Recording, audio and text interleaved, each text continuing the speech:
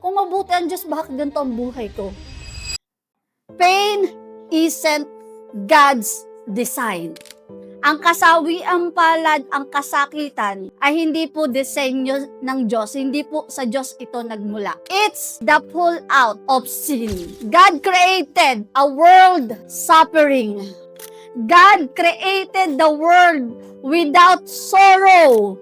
God created the world without trauma. God created the world perfect. Kaya yung emotional pain, hindi po siya disenyo ng Diyos. Ito po ay bunga ng kasalanan ng mundo. Sa Eden, there was peace. Sa aklat ng Genesis, God created the heaven perfectly.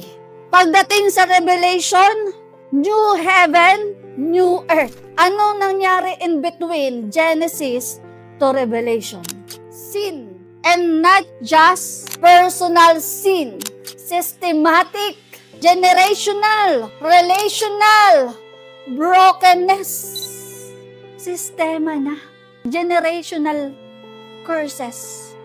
Hindi dahil personal sin.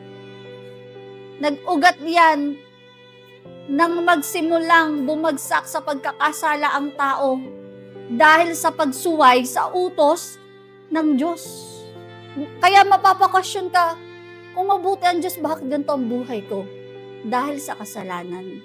Dahil sa umiiral na kasalanan na sistema na ng mundo. Ang pangako ng Panginoon, papahirin niya ang ating mga luha. Makakasama niya tayo na wala ng sakit, wala ng kalungkutan, wala ng pighati, wala na ang lahat ng ito. Dahil ang Panginoon ay punong-puno ng biyaya at pag-ibig.